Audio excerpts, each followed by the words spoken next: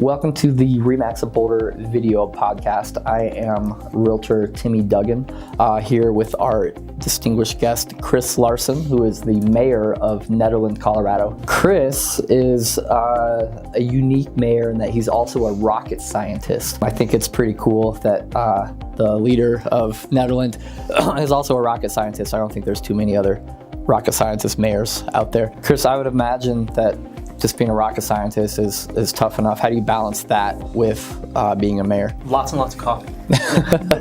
No, I mean, it's good. I mean, the mayor job in Nederland is, technically it's a part-time position. It's not really paid. We get a little token amount every month, but it's being in academia, working at the University of Colorado is really what makes me able to also be mayor because it's flexible. I mean, academia is a flexible field. I can move things around, and as long as I'm keeping on top of my work, they're okay with that. So what exactly is it that you do with the rocket scientry? I work at the University of Colorado as part of the Laboratory for Atmospheric and Space Physics. This is a laboratory within the university of about 500 people, and we do planetary exploration missions. Everything from satellites orbiting the Earth, looking at the effects of climate change and trying to make measurements on how much CO2 is in the atmosphere, the energy balance, to we built instruments that flew by Pluto last year. We have sent something to every single planet in the solar system. Wow. And so my personal role at LAST right now is I work on a couple different missions. One is I'm the Science Data Center lead for the Magnetospheric Multiscale mission, which is a $1.5 billion mission that is run out of CU for NASA. But I've now also I'm working on a project that the United Arab Emirates contracted with the University of Colorado to build a spacecraft to go to Mars. And this was, if I remember our conversation earlier, was this the first privately funded project of this type or something? This is the first time a foreign government has asked a university to build an entire spacecraft for them. And we will be the first university to build an interplanetary spacecraft. And then it'll be launched in 2020 and arrive in 2021 for the 50th anniversary of the United Arab Emirates. It's Wow. part of their big celebration showing their dedication to the future and something other than an oil-based future. But you were saying earlier, you mentioned the fact that it's unusual to be a mayor and also be a planetary scientist.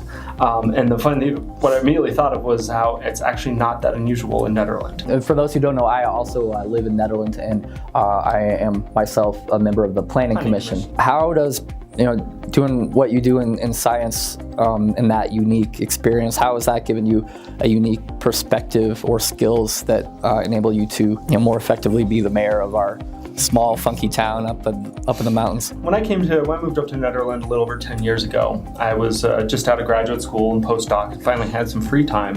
And so I'd always been interested in local government and the process and how a town runs. I've, at this point, now been on almost every board in Nederland. And so having served on all of those prior to becoming mayor, I feel like it gave me this sense of how the pieces work together. I have goals for the town, I have ideas and priorities, but I don't run a business in town. I don't have things where I can directly affect my own little niche. Right. So I can then open it up and try and serve the entire town and take a lot of input to try and serve the town and move us forward. What kind of brought you to Nederland initially? How long have you been in town? So I was born and raised here in Boulder, one of the rare natives that stuck around. Mm-hmm. I went away for graduate school and a few postdocs and came back. And when I came back, I was like, well, I want to live in Boulder. So I bought a place out in Gun Barrel. And I started realizing it took me as long to get from Gun Barrel to campus as it would have from Nederland to campus. Mm-hmm. And then every weekend, I was jumping in the car and driving up to Nederland because that's where I like to play. The outdoor activities I loved were kind of centered around Nederland. So I sold that place and bought a place up in Nederland. Mm-hmm. Have been up there mostly ever since. So you've definitely made the decision to maybe live more where you play versus live where you work. And I think in real estate you see that all the time. People's priorities and where they live is how close they are to where they work. And I think people far less often ask the question, well, what if I live where I play and then commute somewhere else to work. And that kind of leads me to what I think is the greatest misconception about our town in Netherlands is everybody, I think, even people who have lived in Boulder County for years are often under the impression that, oh, Netherlands, it takes an hour to get up there. You know, obviously in a small town, less than 2,000 people, it's not this economic center where everybody can live and work there. And the reality is most of us who live there do have some role or position in Boulder. There's also a lot of people that travel or work from home for their job too. But I think the point is commuting between Boulder and Netherlands is far more easy and accessible than most people think. And I think a lot of people who live, you know, down below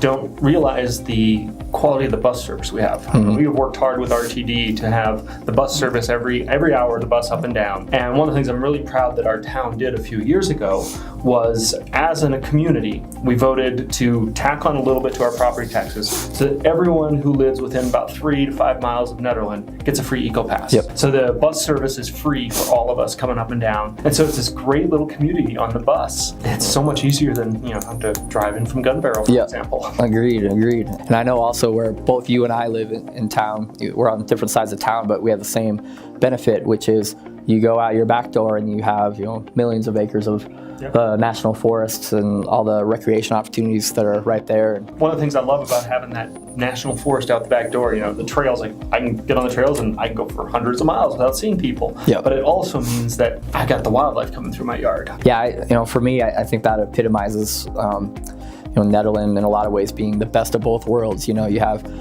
the privacy and the wilderness and the wildness, you know, at the same time, all the modern amenities and resources and opportunities that, you know, a larger industrious city like Boulder provides is just right down the hill the other direction. Absolutely, yeah. And, you know, it's only 10 minutes from Eldora. Yep. So we can like jump on the ski traffic. Yep, exactly. It's interesting because of its position and geographical location. In my opinion, despite only being 45 minutes from I don't know how many millions of people, you know, in the Denver metro area, it's really one of the last remaining Colorado mountain towns, in my opinion, that's really unspoiled. There's not Starbucks and t-shirt shops and McDonald's.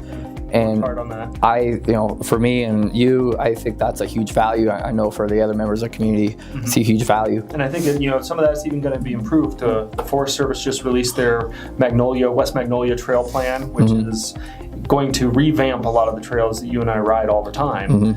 So I think it's going to become even more of a focus for that, kind of that recreational gateway. If Nederland is a town, if we want to retain the identity that's there and the vibe that's there and the unspoiledness, what are kind of the priorities or objectives that we should take as a town and as a community to maintain that while still improving our town and accommodating the additional people who choose to recreate there? You know, whether you like it or not, it's going to be the case. So let's make this all better for all of us. So we have a lot of people coming. Already we have 2.4 million cars coming through Nederland every single year along the peak-to-peak and scenic byway.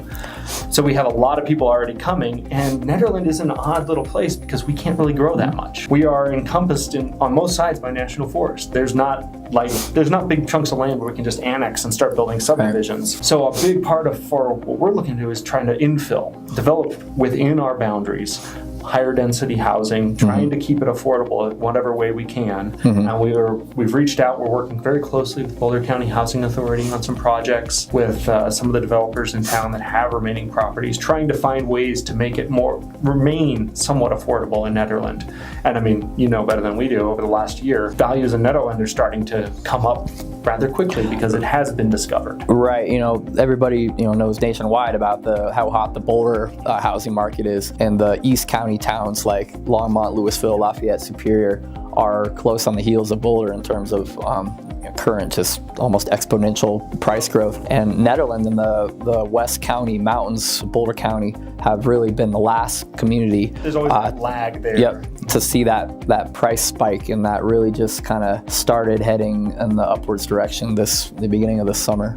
So it'll be interesting to see how that shakes out over the next couple of years, because in Nederland we are limited by space. Nederland right now it's a unique community. It has still has a lot of the music and the arts that are kind of our history. I mean, go far enough back and we have the mining history. We have a little bit of that, not much. But we have the music and the arts that are still a big part of our community. But then we also have this component that, we kind of represents it's the highly educated part, and it's the people who come down to Boulder. I saw some stat recently that we have one of the highest educations in the nation in terms of advanced degrees per capita. Nederland does. Does. And you look at our town boards, half of them are PhDs. Right. And we are very well educated, and it's going to be interesting to see how that evolves. More and more people come in and the prices continue to rise, and we're going to try to do what we can to maintain our, I think you called it funky earlier, that eclectic nature of our town. The last thing I would say is that